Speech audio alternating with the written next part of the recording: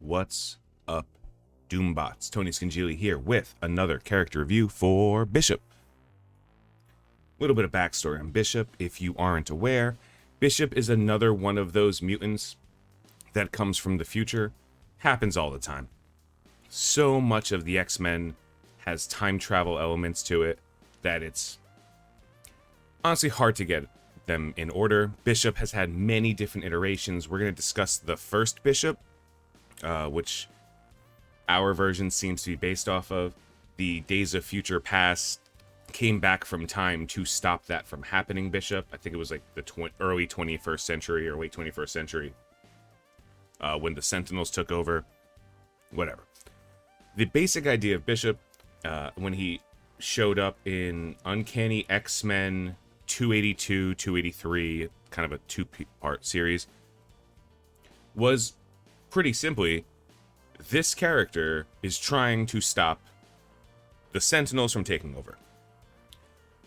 That's pretty much it. He was kind of an adversary to the X-Men. I believe when he first came back, it was like, we have to kill certain members, like Professor Xavier or Magneto or Wolverine, just so this doesn't happen. Kind of the old time travel, like, hey, if they're dead, this can't happen kind of thing. Not quite realizing that there were other ways to go around it. And they eventually did find out, but I'm not going to spoil that series. If you've never read it before, please read Days of Future Past. It's probably one of the best X-Men storylines that have ever come out in the modern era of comics in the 90s to 2000s. So check that out. Moving to his powers, Bishop's got a very weird power cycle. So his first and his main mutation is energy absorption. That's the easiest one. Anything that you could consider energy, magic, sound waves, light beams, psionic abilities, psychic energies, physical kinetic energy, Bishop can absorb.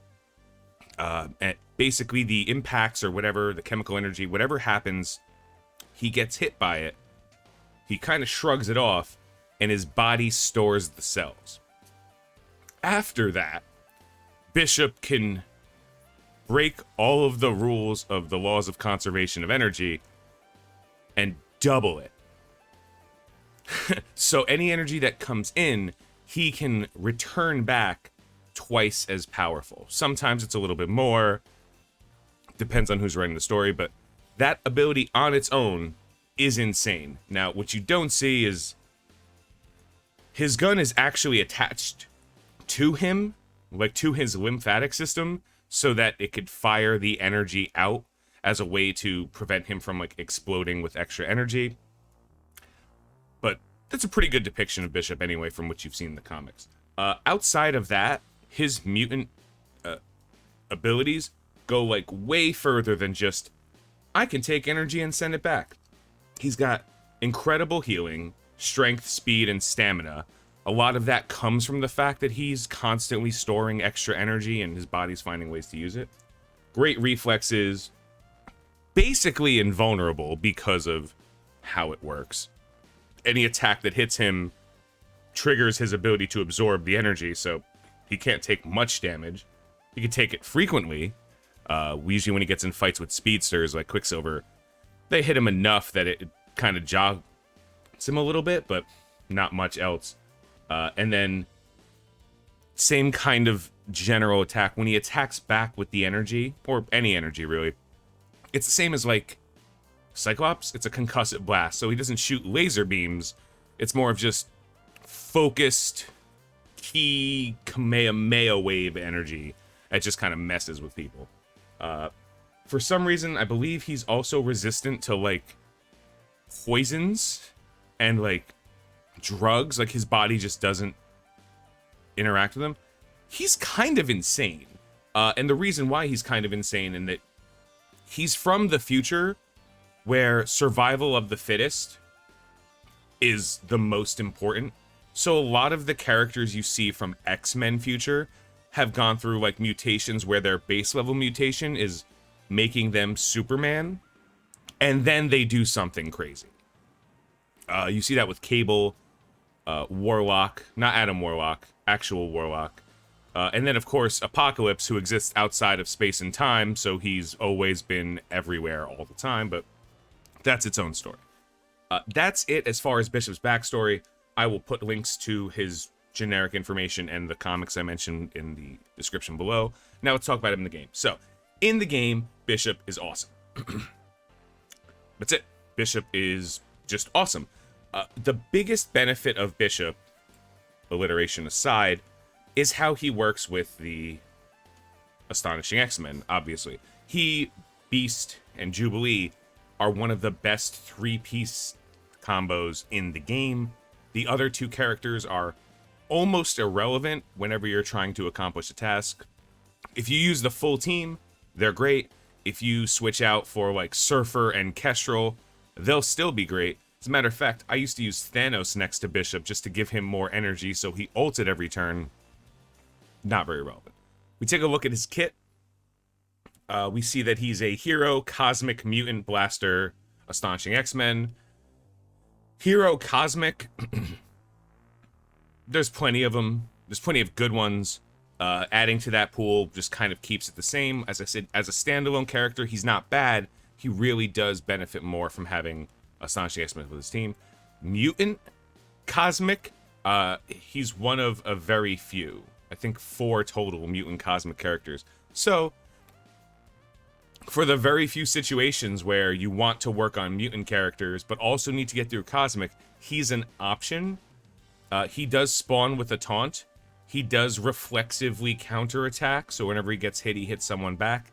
He doesn't have an amazing health pool.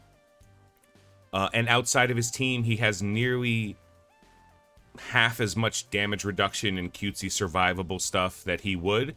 So he loses a lot of value, but he still hits really hard most of the time. And while he might not be taking as many extra turns as the Astonishing X-Men make him take, he's still countering for a pretty decent chunk of damage.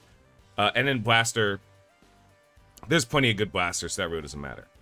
Looking at his ISO, generally speaking, I think there's 2 schools of thought on his ISOs. I like Skirmisher. I don't think it's right. I don't think it's the best. I like Skirmisher because he's counterattacking so often. I want every counterattack to put a vulnerable on somebody.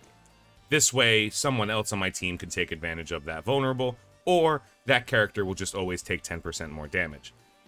On the other side, Stryker is also an absolutely phenomenal setup for Bishop because he does so much damage and he's counterattacking all the time. Just doing more damage could help. What I recommend to people in my X-Men video, track how much base damage he does to begin with. For me, that number is 1800.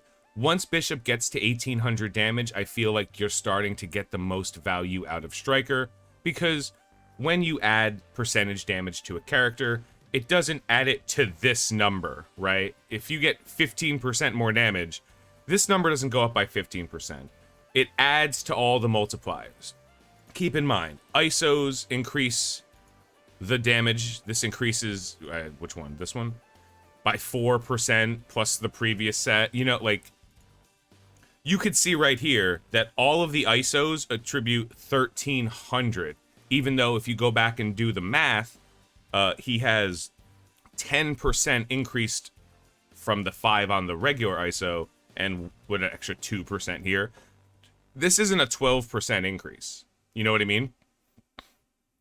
It's all additive. The same way red stars are additive, the same way Stark Tech is additive. So you take all of those percentages and then you apply it to the final number of all of the things that added up. I don't want to do a math problem. I'm going to cut this short. Basically, at 1800, my math tells me the attacks he'll be doing are significantly stronger with Stryker. Under 1800, Skirmisher just works better because the characters end up taking more damage anyway, and on the Astonishing X-Men, that's better. I don't think there's a right choice. I think that there's a slightly better choice and a slightly worse choice, and it really depends on where you are in the game. But either one, if you make the mistake, you're not going to be punished severely for it. Looking at his kits, energy, on spawn, If charged, gain regeneration and clear charge. So if he carries over, he gets to heal a little bit, kind of like how Captain Marvel works. On spawn, gain taunt and defense up. On attack, gain charge, plus fill speed bar by 30%, then clear taunt. At the end of this character's turn, if this character's health is greater than 80% and he's not charged, he taunts. So he's kind of a tank, but not really. The entire idea of him is he gets hit, he stops getting hit, he hits back real hard, repeat process. You don't want him to get hit too often, but as time moves on, when this character has taunt, he gains 20% damage reduction. Combine that with Iceman's passive on his team, it's close to 50%. Pretty reasonable. In raids, same thing. This makes him a raid character, but just more reflexive taunts if someone's about to go down. And if this character has offense up, he gets even more damage. One of his best tier 4s, part of his team and on his own, amazing upgrades. You can even see the actual upgrade here is when taunt, more damage reduction and increased chance to counterattack to 100. Fine. Blast from the Past, this is his big dumb attack. It's a very simple big dumb attack, which is why tier 4ing it is important, because this is the 2 energy nuke your opponent attack. Generally speaking, you only want to do it when charged, because it does double the damage, and that's huge. But realistically, there's almost no downside in hitting 3+ targets for 270 every other turn. The best thing about this is the energy. Upgrading this tier 4 is incredibly relevant. I would recommend it. Even though it's just damage, you know how I feel about just damage. Retaliation Laser.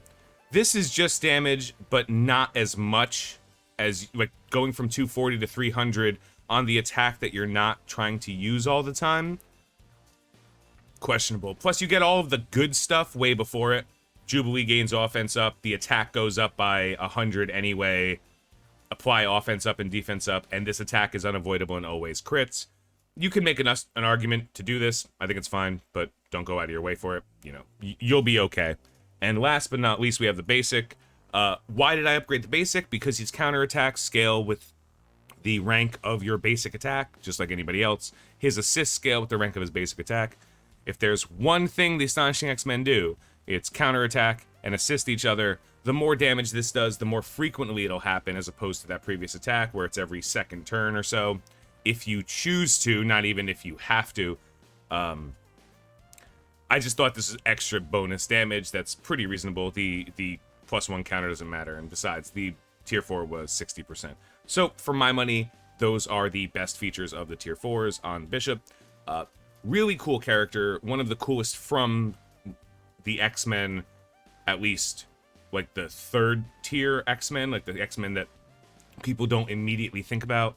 One of the coolest ones, and the X-Men have like 900 characters at this point, so it's really nice to start seeing cool ones come into the game. This came in about 9 months ago, 10 months ago, maybe whatever month it is right now.